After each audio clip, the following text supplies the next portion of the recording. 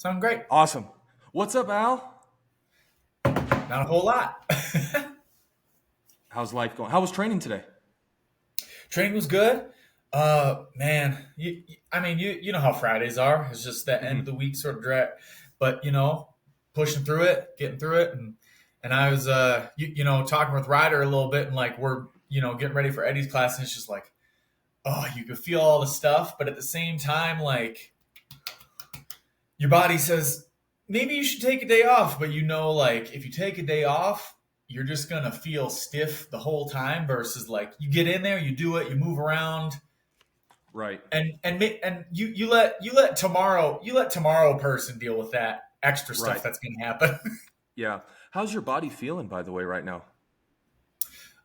Not too bad, a little beat up just from the general rough and tumble nature of what we do, Hmm. but I mean, yeah, no big nagging injuries, nothing that I need to like baby and kind of watch out for. Just same kind of. I like to say that now that I'm getting older, there's the difference between a hurt and an injury, Hmm. and we just kind of hurt. Yeah. Have you noticed, how old are you now? 31, 32, 31. 31. Have you noticed over like just your training having to change from being like 21, 22, 23 to now 31? Or are you still kind of in that like prime peak where you can still train twice a day and feel okay? Or are you noticing some differences in your body? You know, I was actually as we age, we start to look into that, and I mean, there's that whole thing about like, oh, you got to make sure that you're training smart and you're training right, you're not Hmm. overtraining. But I was reading an interesting article from a guy that said of course it heads off with something that's kind of controversial. He says there's no such thing as overtraining, but then he goes on to say you're under resting, you're under recovering. Mm, So mm, like if you do those 2 days, and while back in the day at 20s, yeah, to go back to your original question, like there's a difference. But like back when you're 20, you do 2 a days, and then you hang out, eat half of a pizza while you roll it up, right, right. and you're good. Versus now, it's like you got to actually recover, and you got to put Right. effort into like, hey, I'm gonna like stretch, and I'm gonna roll this out, I'm gonna make sure that I get the right amount of sleep, which is huge. Yeah. Are you a big nap taker? You know, now with the pro practices that are doing a little bit earlier, it's nice. I can go to practice, get the hard one done, come back, have a lunch, and do. I'm kind of doing like I'm trying to move into the. I think it's a thing that they do in Spain, and I'll eat a big lunch, take a little siesta, and then wake up, and maybe hang out for a little bit more, get an evening kind of either technical, or sometimes if I'm feeling real froggy, I'll go for a run when it's nice and warm out. But yeah, I'll take a nap here and there, but I try not to make it like a set thing. Yeah. Do you get stressed out before practice? I know for me, like some days, if I'm full and I get tired, I don't like to go to practice tired because I just know, like I want to feel energized. And that's how I was in college too. Um, Yeah, like I would always just feel stressed if I was tired. Are you the same way? you know, um, when I had the jaw break, and we did, I was kind of sidelined for that.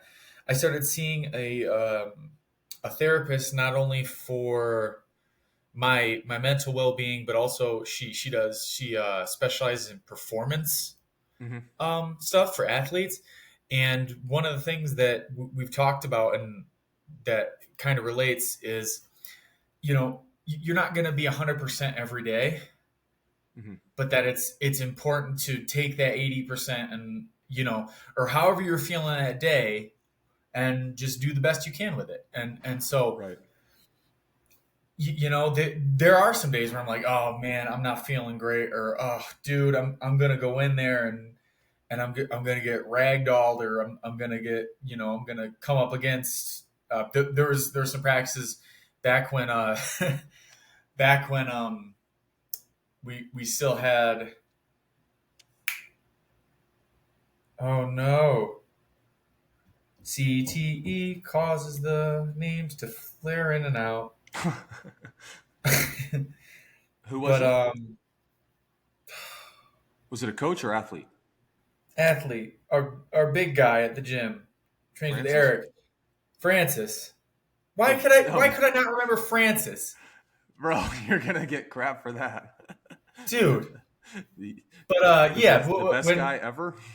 yeah, incredible. See, but he pushed the name right out of me because I'm just remembering the force that he hit me with. And there'd be Yeah, times I'm like, I'd go into practice and be like, man, I know he's gonna call me out because I'm big enough to wrestle with him, but right. I don't want this. Yeah, he's And so big. It's like I mean he's I his size just go on. neutralizes it. Well, his size just neutralizes your wrestling at times too. It's just Yeah, like it wears you out. I mean, because what do you weigh? 220, like 215, something like 220? that. Yeah. And I'm like 225, but I'm a little bit, Mhm. I'm not as lean as you.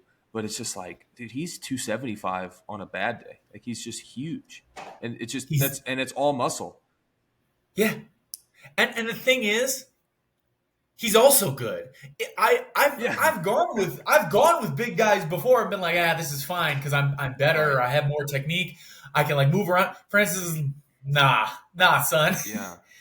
Well, I mean, it's crazy to think that after 4 years of like from his first MMA practice, within 4 years he was fighting for a title. So we already know he's Mhm. like a super athlete.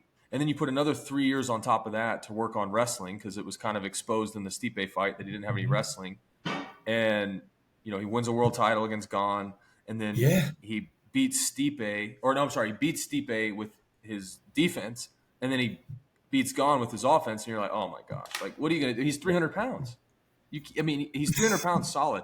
I mean, I bet he stepped on the scale at 300 at one point in his life in the last like 2 months. maybe. Man, that's a lot of weight. That's crazy. But yeah, to answer your question, there have been times gone into practice feeling a little nervous, but um, I think that, and I've talked about it to other people too. Like, I don't think being nervous, like it kind of gets a negative connotation as like, oh, you're nervous, you're shook or whatever. But like, Hmm. that's the normal human reaction because we're fighting. Right. Yeah. We're fighting people, Yeah. and You and the should be normal nervous. human reaction is to feel nervous and to give you adrenaline so that you can get through it. Right. Now, when was your Yoel fight? Was it That last was year? last. I want to Was it a say year ago? a little bit more than a year. I think it was last March or was it May? Yeah, it was more than a year now. We're either talking March or May. Okay. I think it's May. I think it was May. Okay. And So then you just fought Carl Moore what, yep, 3 weeks ago? yeah. Time flies, man. Was it 3 weeks ago? Yeah, Was it so what it would have been July, what, like July 7th, something like that? I think it was July. See, now you exposing me for the dingus I am. I don't even remember. Okay. Uh, And it's something like that. Fought in July. okay. And you're feeling pretty decent after that fight? Yeah, How's your yeah. body feel? Anyone who's watched some of my fights before, they're like, oh man, he took a lot in that one. But against Carl, I feel like uh, making moves in the world of striking, and as far as big, you know, like big shots, big like getting really torn down. I don't think it happened. He fought a good fight. He got the decision on me, but as far as permanent damage, I'm not really feeling bogged down by anything too much. Yeah. Now, do you like after a fight like that, a close um, close fight goes to decision. How do you like? Do you change anything up in your camp? Obviously, you have less need for recovery from this fight as opposed to the Yoel fight. Yeah. Um, I'm not trying to like make a jab at you or anything. I'm just saying, like, obviously, because you've been very open about the fact that you broke your Yeah. jaw and everything. But what kind of like time off do you take? Are you trying to get back in there within the next couple months, or do you want quite a bit of time in between fights? Like, what's like a good You schedule know, for you? I'm in a position where I don't and we've talked before, and I'm sure there will be people out there that are still hard on me for, you should go down to the next weight class, go down to middleweight. But making light heavyweight is never a breakneck issue for me, and it allows me to focus on, instead of making weight and busting my body down to get into a class, Yeah. allows me to focus on the fight itself, which Hmm. I think I think in terms of recovery after the fight helps me out too, because then it's like, we're ready. I don't have to, oh man, I lost 30 pounds and now Yeah. I have to recover from that dip. Yeah. So yeah, I mean, pending, big injuries, and again, stuff like the UL fight or others, I'm usually pretty eager to get right back at it, get back into practice, because this is what I do. So Yeah. it's nice to get back to a schedule.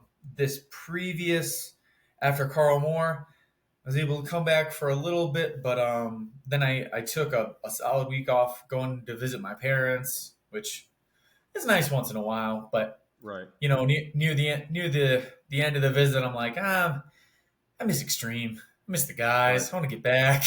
Right. Right. Yeah. No. Oh shoot, dude! I just lost my train of thought. I was going to ask you a follow up question on the. Okay, wait. Repeat what you just said. You now I've got it. Shoot, it's contagious. The CTE is contagious. Yeah. No. You just said.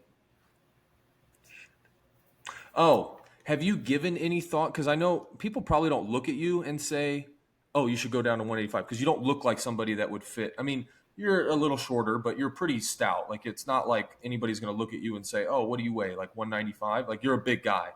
But I think so. it's usually when do you get when like people ask you your weight, they tell you to go down, or people just go up to you and say you should go down? I think it has a little bit to do with. I, I'm going to be honest. Most of the comments come when I make weight and then I stand next to the guy at light heavyweight next to me.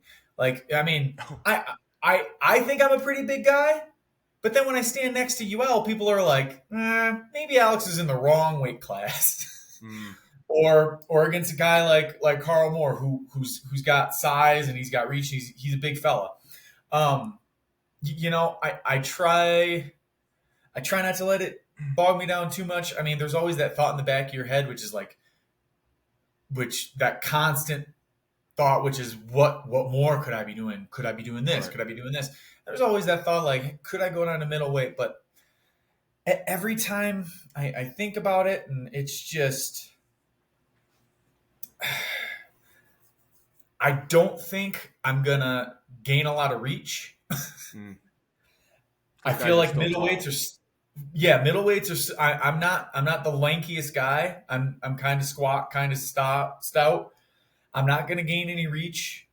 I'm gonna, like I said, now I'm thinking about making that weight down to middleweight, if we can even get there, healthy, smart, which is something that I haven't done before. Oh, And you are now thinking about going down. I mean, there's always that thought in the back of your head. But I, Right. I think I think generally I'm past it. I'm light heavyweight. I'm fine here. I like getting close, and I like wrestling. And once we're wrestling, then it doesn't matter about the size, because I'm feeling pretty Right. comfy in there. Well, let me ask you this because I think this is what every fighter kind of questions. Where will I be better at? Do you think that you could have a better opportunity at middleweight? like a fresh coat of paint, easier opponent, not easier opponents, but just more of an advantage with kind of a weight advantage With as weight in opposed to mind, yeah. yeah. What do you think? Like, do you think your shot to the to Eblin is easier than your shot to Nemkov?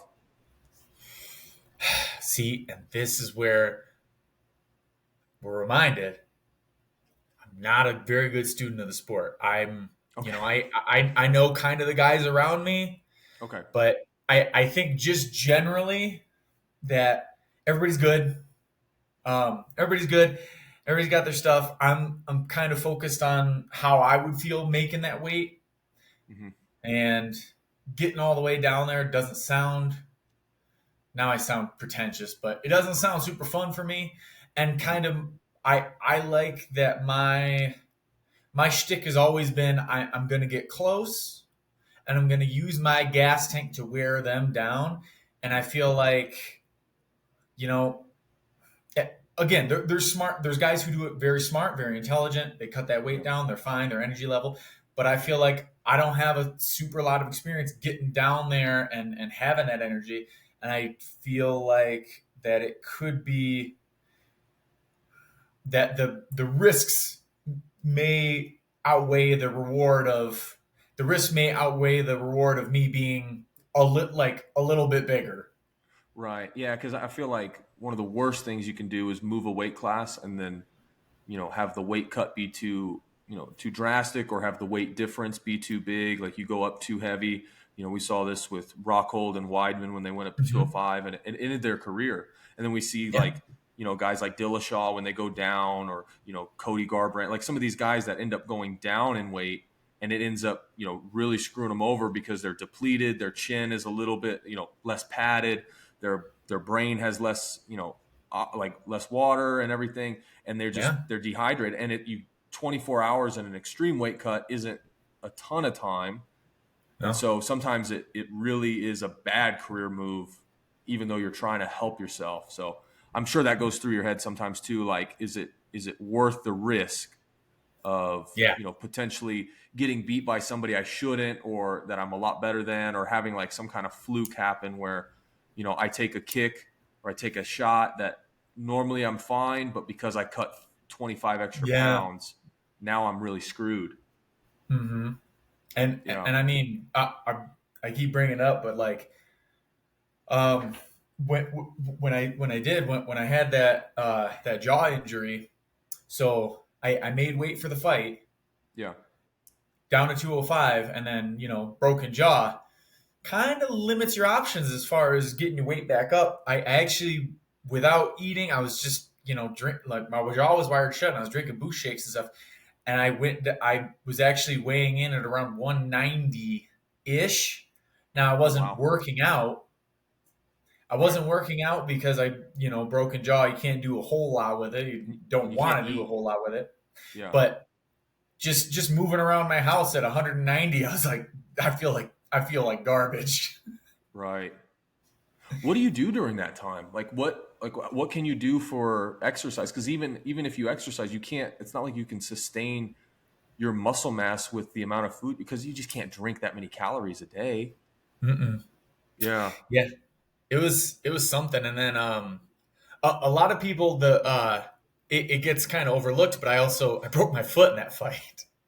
Oh, So there really? goes, yeah, there went jogging, there went. I mean, I could have maybe rode the exercise bike with the boot on, Yeah. Yeah. but just kind of hanging out, staying in there. Um, I think once the foot recovered a little bit, I was able to get back into the gym, and Mm-hmm. I think at that point my jaw was opened up, but they put bands in to kind of Mm. line it up in the right place. Kind of So like I was able braces to almost. eat. Yeah. So I was able to eat. So I was able to work out, and then it was just hey Alex, we know what you want to do, just don't get hit in the jaw. And I was like, okay. So it was a lot of hitting the bag and pumping the weights, running, just stuff that wouldn't get me That won't get me jabbed a bunch of times in the jaw.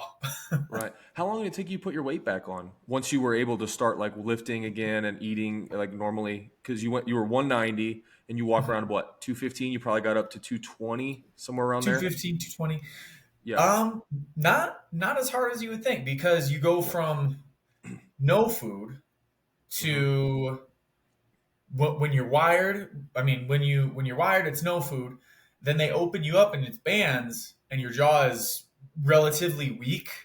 Hmm. So they say eat soft foods.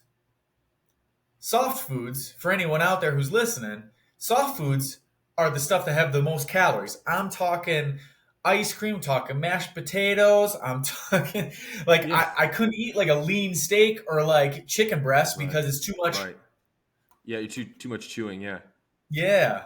So the weight came back on fairly easily, but once we were able to move around a little bit and feel a little bit better, and it was an okay. It wasn't just sudden weight gain, but How did the comfortable. Yoel fight? How did the Yoel fight come about?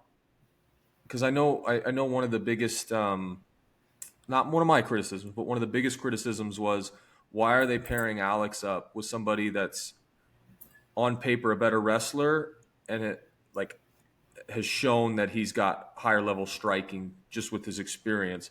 So how like was there any part of you that was like I'm not taking this fight, like this is a bad matchup, or what like how did that come about? Um, honestly, it was kind of desperation on Bellator's part. Okay. They needed a big fight. It was headliner, co-main with Was it there's that Anderson? CTE again. Corey No, Anderson? so we were in Paris, and actually he was supposed to be fighting French folk. Shoot. See, now I'm not going to know anyone's names, and everyone's going to be mad at me. Uh, Ryan Bader was also on the card. He had his Okay. heavyweight match against. That wasn't Fedor, was it? No, that was before Fedor. Oh, it was It was Congo.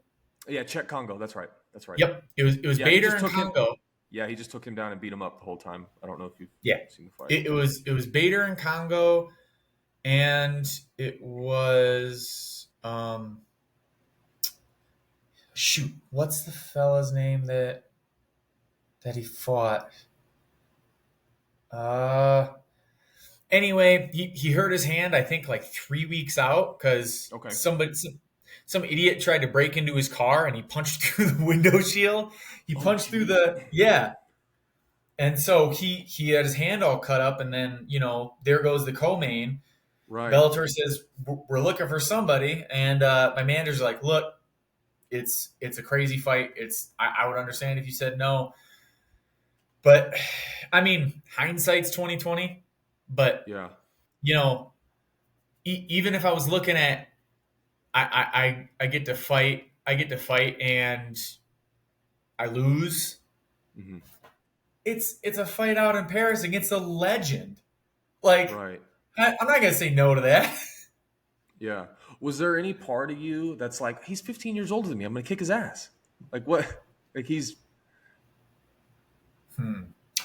You know, youth is on my side there, but and we talked about this before. I mean, old age yeah. comes for us all, but I think that Father Time is a little bit afraid. Yeah. they're like, I, hey, I we're not gonna tell Yoel to, like for a couple years. Like I feel like it's maybe crazy. Father Time comes to Yoel every once in a while, and he's like, "Hey," and Yoel goes, "No," and he goes, "Okay, I'm leaving." Have you seen that interview that he did with Ariel Hawani? Was it Ariel? And he's like I trying to haven't. pump him up. Oh my gosh, there's like this interview he does, really famous. It was probably 6, 7 years ago, but Mhm. he's like motivating Ariel, but he's like getting intense, and he's like, "Go, you go." And I was just like, bro, I feel like that's how he's like with Father Time. It's like, "Hey, Yoel, go, like get out of Go, my go. house." He's a freak. What were some of your biggest takeaways in that fight? You know, I think. and this has kind of been my journey through all of my martial arts career. I sometimes think, and now again, I'm talking about how I'm dumb, but I think sometimes I tend to overthink, and Mhm. I'm thinking about what they're gonna do instead of what I need to get done. Right, right, right. And in the past, I've been able to like put on the blinders and I say I know the guy's name and I don't really care what he does. And sometimes that's been successful for me because then it allows me to fight the fight that I need to do Sure. and get into my stuff. But with somebody like Yoel, I mean, everybody knows how he's going to do, and it's he's got such a presence in the ring that it's hard to be like this is what I need to do instead of think. It's hard to think about what you need to get done versus what Yoel is gonna do to you. Yeah. Is he looks like one of the most frustrating guys to fight, and I think Izzy had a really hard time with him, and so did Whitaker, Mm-hmm. because you're not going to knock him out. Like I don't know if he's ever been knocked out. Like if he's ever even been finished. It's incredibly hard to take him down, and he's Mm-hmm. just really good on his feet. Like he's almost got like an impeccable defense. I think Yeah. the only person I've really seen hurt him. Um, well, I guess no, I should say Whitaker hurt him, but Costa really I think hurt him bad in their fight and kind of Mm. got through his defense a little bit.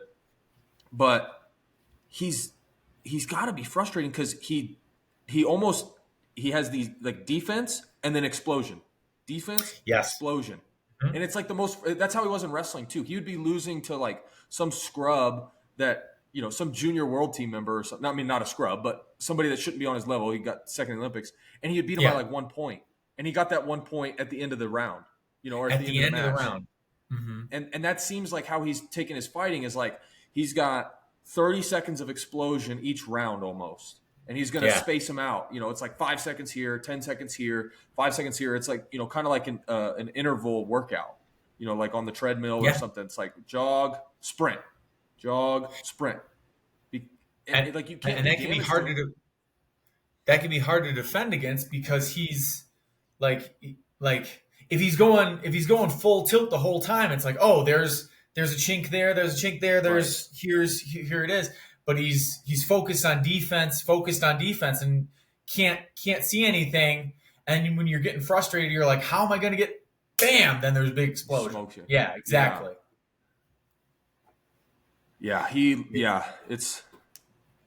It's crazy. It must have been.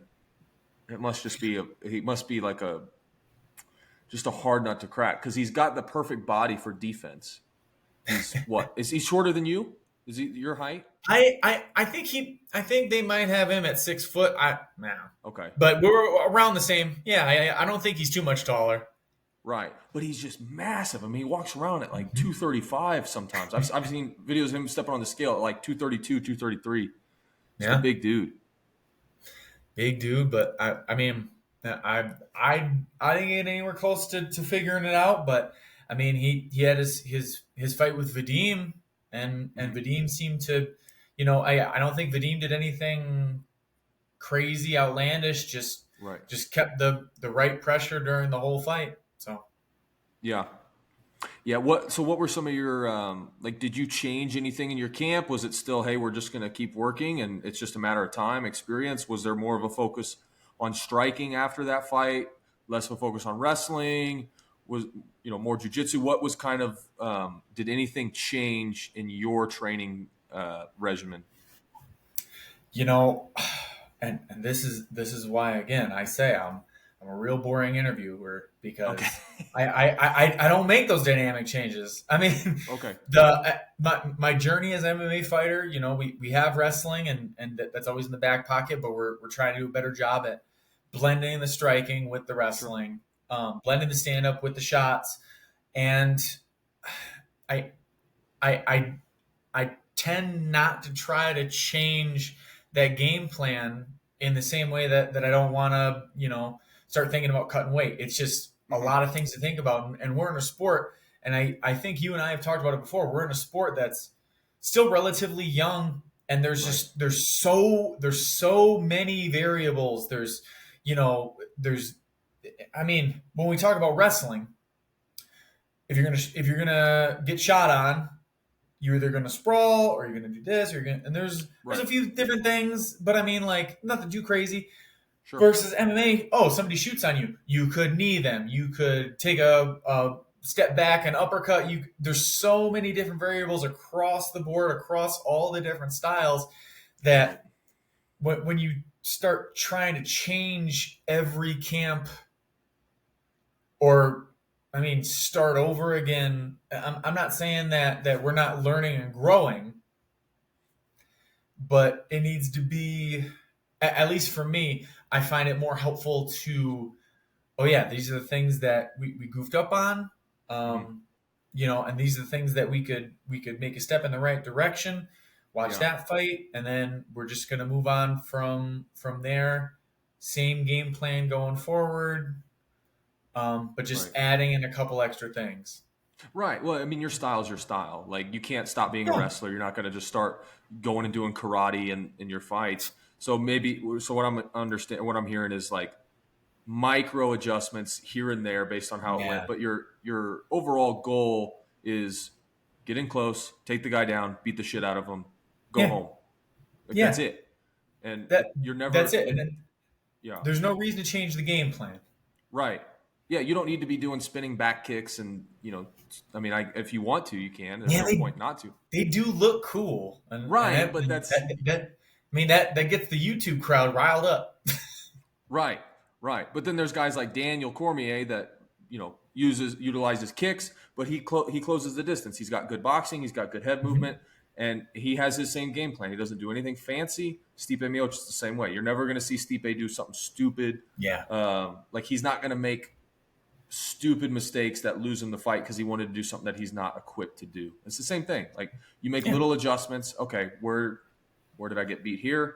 Where did I get beat there? All right, let's kind of fill these holes, but my game plan's still the same. yeah, yeah. And I mean, like, still, it's the same. We're saying the same thing, but I always look at wrestler Jordan Burroughs, Hmm. fucking Right. one of the greatest wrestlers that the U.S. has produced. And what did he do? He double legged. That's Yep. it.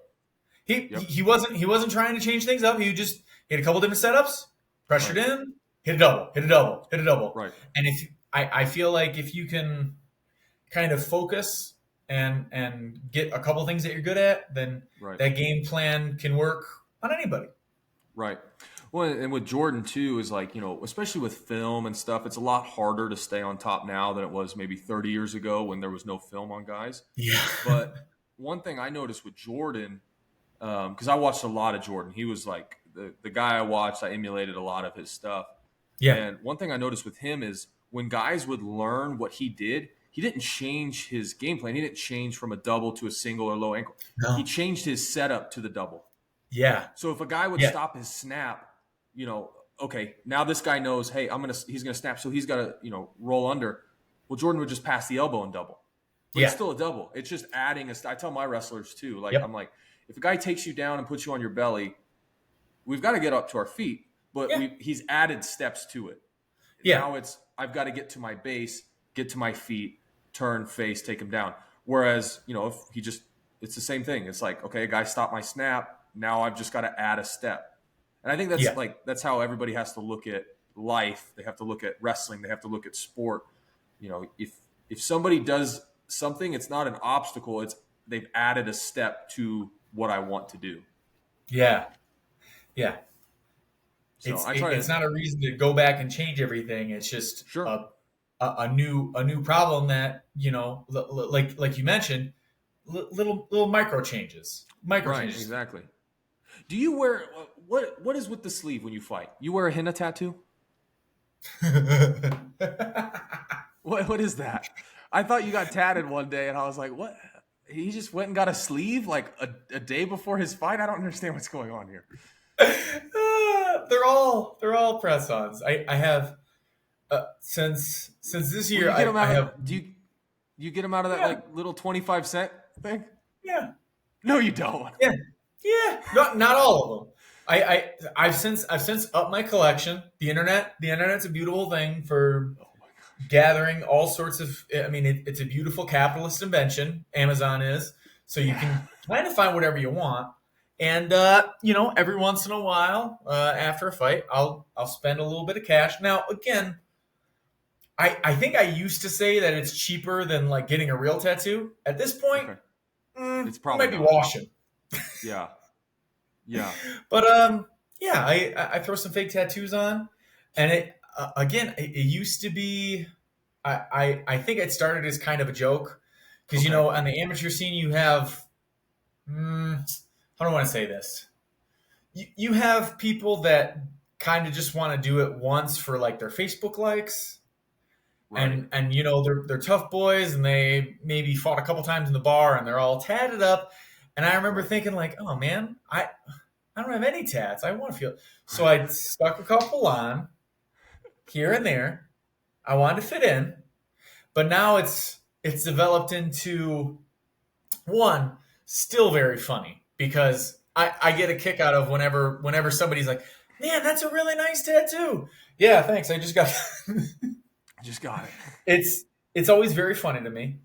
And Okay. two, I'm still waiting on one of these sponsors to take me up because I mean, there's Bellator is gracious enough to allow sponsor spots on the shorts, but man, I'll NASCAR it all up if somebody wants to pay, I'll put it on there. That's not a bad idea. Get like a sponsor stick on tattoo. Wow. Okay. Huh. Hey, any businesses listening out there, if you want a little piece, you want a piece of the skin action, I'll get you in there. Don't ever use this sentence if you want a piece of the skin action again. That's I don't even know if I can post this now. Hmm. Got to market, got to market rated M. I know, right? Do you well on podcasts it's E for explicit. Oh, that's right, explicit. Oh. Do you is there any tattoos that you're like I'm always doing this one? Or is it all kind of random every time? It's all kind of random. I do have a weakness for like again. Anyone who has experience with Amazon knows that sometimes they dip a little bit into the what do I want to say, like kind of the wish department, the wish.com department, where Okay. the quality kind of falls off a little bit. Okay. Every every once in a while, like I there's some really nice ones, and they're really good. They're well done. They stick well. And every once in a while, I'll get one, and it'll be a deer, and its eyes will be crossed, and I'm like, oh man, this is great. This is going right on the chest. If and like you know, yeah, I'll try to get some of the goofier ones on there, but then I'll try to hide it under a a real gnarly looking dragon, or like on down the back it'll be like some cool Japanese script, and then like off to the side just like a rabbit. I don't So know. okay, so who helps you put them on your back?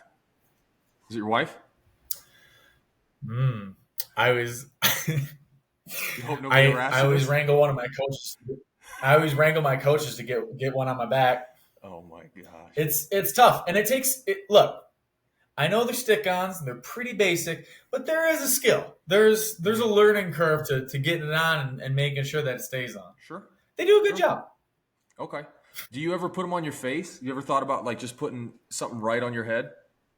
You know, directly on the face is a little on the nose because I'm okay with like in interviews and sometimes when people ask about it, I'll be like, yeah, they're press-ons.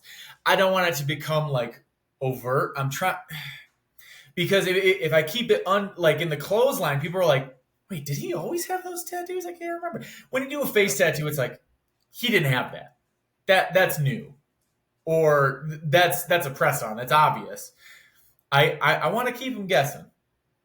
Okay. Okay. All right. Ma- I was gonna say Again, though, You just do the Mike Tyson right on your eye for one fight. I mean that could be a hot look. I you want to know what? I will say this again. See, big. If the right business comes along, I'll put it right there. You'll get the whole face deal. I'll shave my beard off and put a tattoo on if that's what they want. There you go. Do you go? What's the highest you go? Just the shoulders? Or you go up neck? I'll do a neck one every once in a while sometimes because I have the undercut and I'll shave. I'll put kind of one back here and people will be like, wait, again, it's about building that mystique and making sure that people don't know which way I'm coming. Okay. They're speaking of not knowing which way I'm coming, I do gotta ask. So let's say you're about to fight somebody and you Okay. don't know that they press on fake tattoos. I've had this thought for a couple fights. Okay. Would it be a significant kind of psych out if we use basketball terms? If I got like my opponent's face just right there.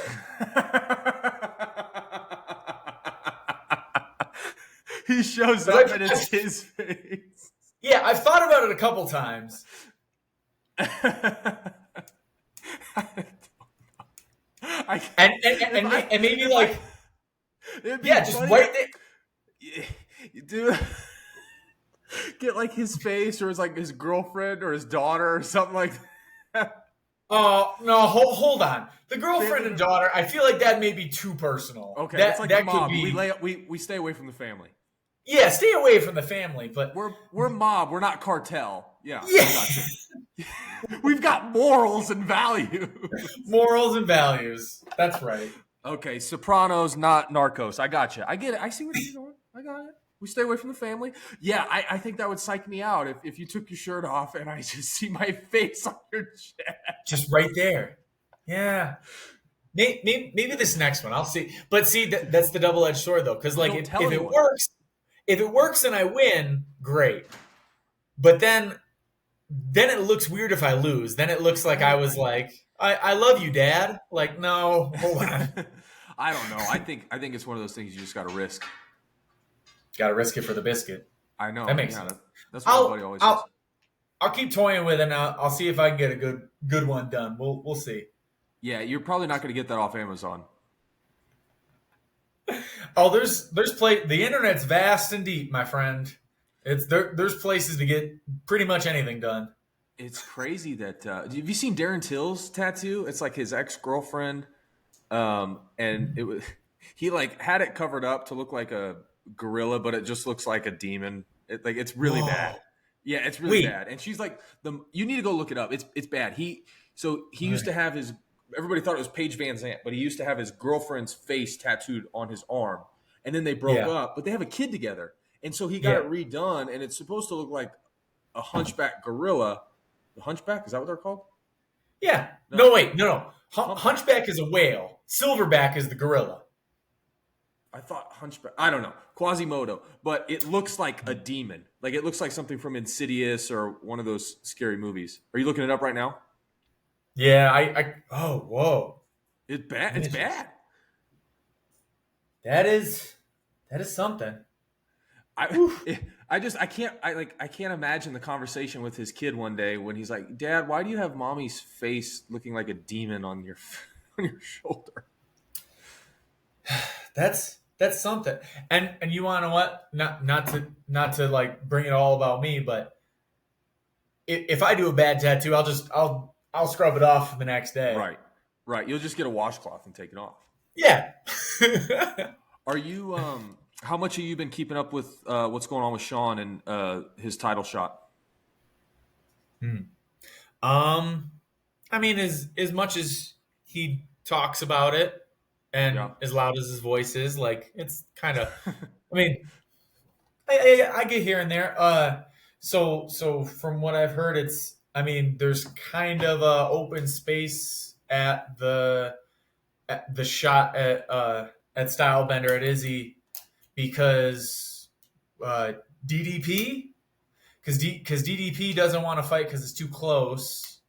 Mm, I okay. and Strickland said he was thinking that he might get it, but I think the UFC is being a little bit withholding is terms of in terms of his terms. I don't know. Okay. So yeah, from what I heard, it sounds like he's not uh, not really confident that he's going to get that title shot. I thought it was a done deal. When I heard about it last week, I thought it was a done deal. They made a press release like it was done. And then I talked Yeah, to one of our coaches, because Strickland and I have the same striking coach, and it sounded like they were trying to. I don't want to give ins and outs, but it just sounded like it wasn't a done deal yet. So I I think didn't when know it because you train with Strickland probably more than anybody because most people are like, I don't want to train with Sean. Have Alex do it, and Alex is like, okay, I'll go with him. Who's Sean? you know. yeah, that's the wrestling mindset. It's like you go with him. Okay. All right. Well, all right. I don't know who he is. um, but yeah, I think from what I last heard that he's not super confident that it's going to happen, Okay. and whether that's because of contract issues or just it just wasn't going to work. But it didn't seem like he was super confident about it. I mean, there's always still a chance, Right. but I think last time I was talking to him and getting his info on it, that it didn't seem as concrete as last week's press releases would Mm-hmm. have you believe. Okay. Gotcha. I don't know who else they could throw in there because Dracius is, I think, the clear choice. You can't really. I don't really know if you could. I mean, didn't Whitaker just lose? Whitaker lost to Dracius. That's right. So you Yeah, can't put. I was forgetting who he fought. But that puts and both of them and out, then and and then Sean's. the other holdup is, I mean, I heard that the other option was Cannoneer, but again, like that's multiple times they've run it back, and yeah, like no, like I don't Right. think the UFC wants to make that fight again. Yeah, I mean, I don't. Yeah, if they want to make money, they don't want to put that fight together because that one's just a hard one to sell. If Cannoneer doesn't get, I mean, he just beat Vittori, but Mhm. he just fought. He had a little bit harder fight, I think, than Sean did, and it's kind of crazy because everybody's kind of knocked Sean for, um, well, people knock Sean for a lot of things, but everybody's kind of knocked Sean for taking these fights against these unknown guys, but he's had easier fights.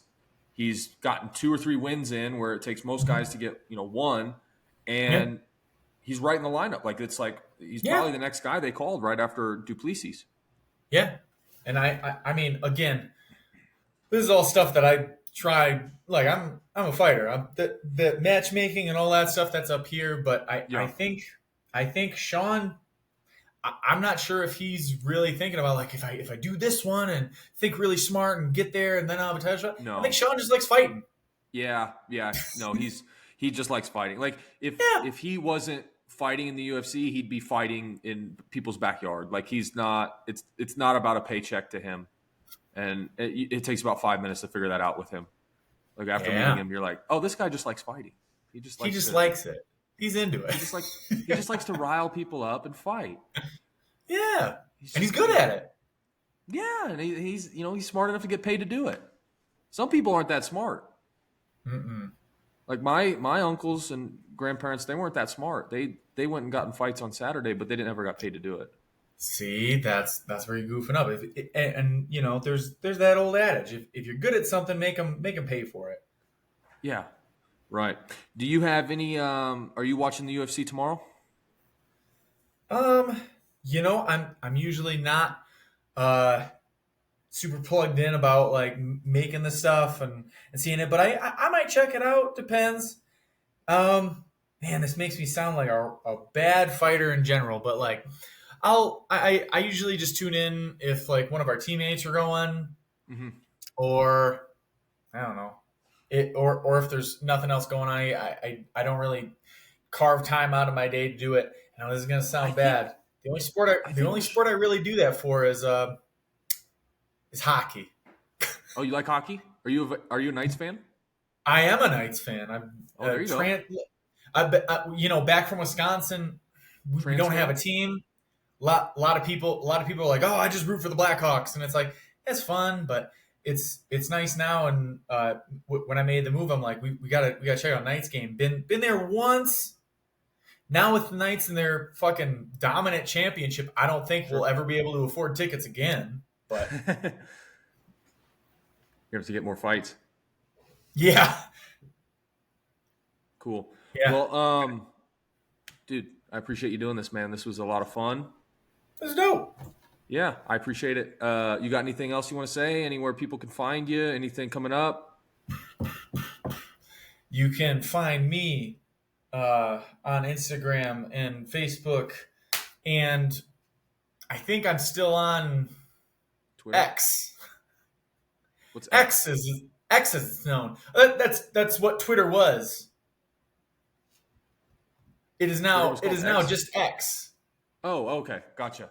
Yeah, I'm uh Dang it, Elon. I'm, I'm not very active on any of Okay. it, but you can find me there if you need to hit me up.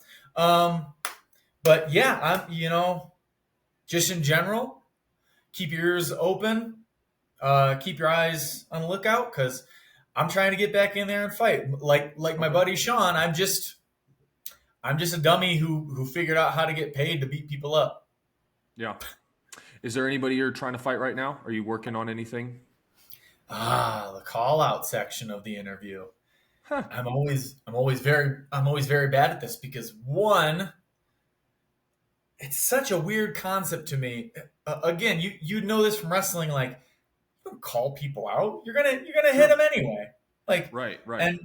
and now that at the the top part of Bellator and in the light heavyweight, like we're gonna bump into each other eventually. I'm not Sure. worried about it. And two, it feel. And also, I don't know anybody. Okay. Come, come. I'm ready. I'm ready to fight. I'm excited to. And you know, it, whoever it happens to be, I'm sure it'll be fun. Cool. I tell people all the time if people watching it are having half as fun as I am doing it, It's going to be a good time. that's that's the match. That's good. It's worth it. Awesome. Awesome. Well, easy. I appreciate you doing this, man. Have a good No one. problem. Thanks so much, Christian. I will see you Monday. Monday. Awesome, Bye, bro. bud. See you, bud.